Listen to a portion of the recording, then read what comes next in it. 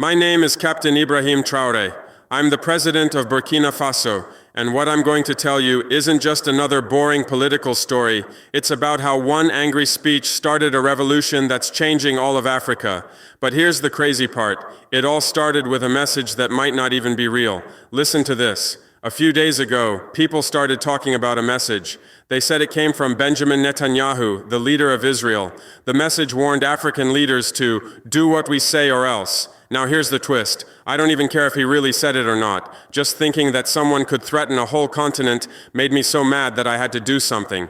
You see, that message showed something really bad. It showed that some people still think Africa is full of weak countries that will do whatever big powers tell them to do. Well, I have news for anyone who thinks that. Those days are over, and they're never coming back. But before I tell you what happened next, let me explain why this matters to everyone watching, no matter where you live. What happened wasn't just about one African leader getting mad. It was about the moment when a whole continent said, "We've had enough," to hundreds of years of being pushed around. It happened in our capital city, where reporters filled up a big room, cameras were rolling, and everyone could feel that something big was about to happen. They thought I would give a boring, polite speech like most politicians do. What they got instead was like an earthquake made of words that shook the whole world. I walked up to speak without any written speech because when you're telling the truth that's been burning inside you for years, you don't need notes. You just need to be brave. When I looked at those cameras, I knew I wasn't just talking to the people in that room. I was talking to every African who had ever been told to shut up and obey, to every leader who had been pressured to sell out their people, to every young person who dreamed of a truly free Africa. Here's what happened next, and trust me, the whole world's reaction will blow your mind. I looked right into that camera and said words that millions of people would share within hours. We are no longer colonies. We are free countries. If any foreign leader thinks they can scare Africa into doing what they want, they are very wrong. The room went completely quiet. You could hear everyone holding their breath because they knew they were seeing something that had never happened before. But I wasn't done, not even close. I leaned forward and said what became the most famous line. "Let me make this very clear to you, Mr. Netanyahu. Burkina Faso doesn't take orders from Israel. We don't take orders from America. We don't take orders from anyone who thinks they can buy us or bomb us into doing what they want." Then I said the words that shocked governments all over the world.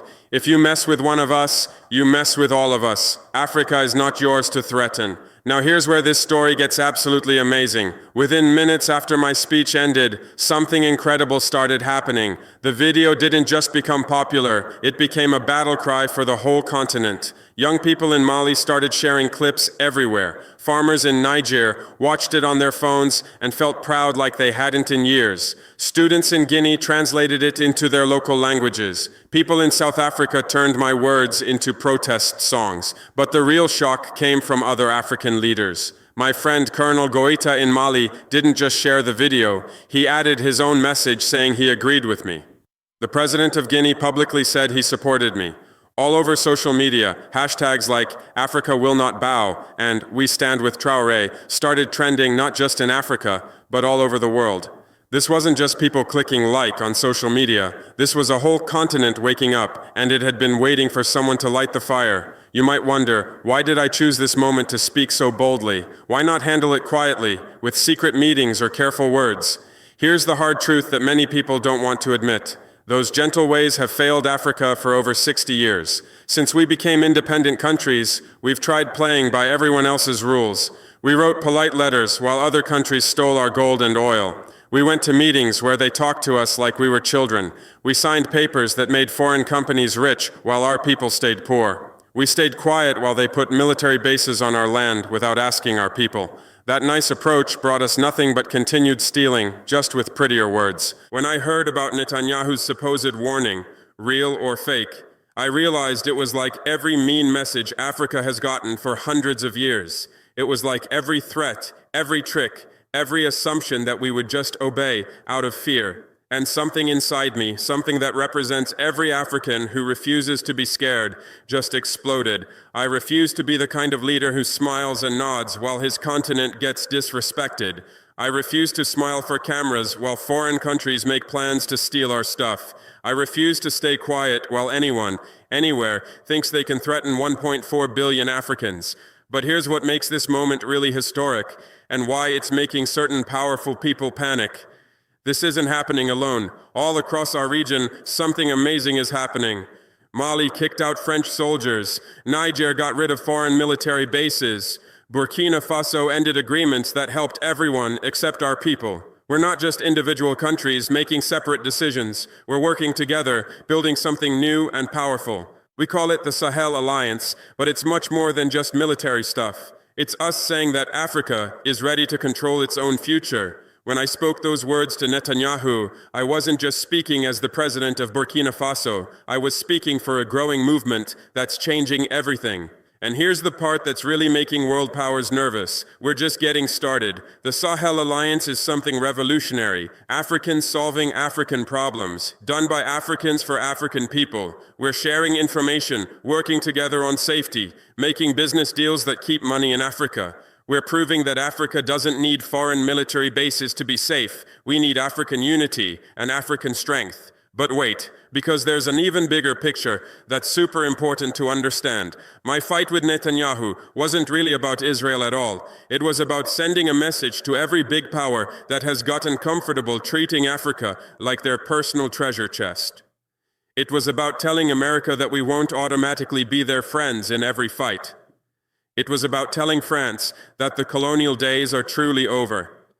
It was about letting China know that working together means being equals, not us being dependent on them. The response, or should I say the lack of response, has been very telling. Israel's government stayed completely quiet.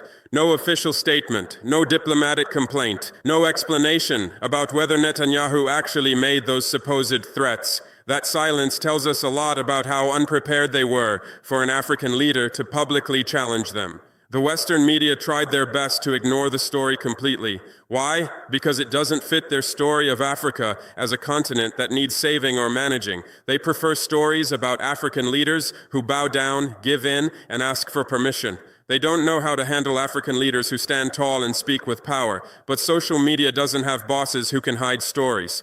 Young Africans shared my speech millions of times, translating it into dozens of languages, adding their own thoughts, turning it into art, music, and poems. They turned my words into a continent-wide conversation about respect, freedom, and the future we're going to build together. Here's what's really amazing about this moment in history. I never tried to become a symbol of African resistance. I'm just a soldier from Burkina Faso who thinks his people deserve respect. But when I see messages coming in from all over the continent, from young people who say my words gave them hope, from old people who say I reminded them of the independence leaders they once followed, from mothers who say they're proud to be African again, I understand this is bigger than just me. This is about remembering who we are and taking back who we're supposed to be. We are the children of the pharaohs who built pyramids that still amaze the world today. We come from the Mali Empire, which was so rich it crashed gold markets in other countries. We are the heirs of Queen Nzinga, who fought off colonizers for decades. We carry the legacy of great leaders like Patrice Lumumba and Thomas Sankara, who died rather than sell out their people.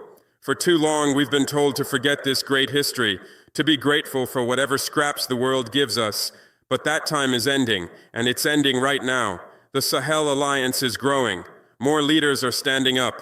More young people are demanding change. More communities are refusing to accept being poor while sitting on incredible wealth.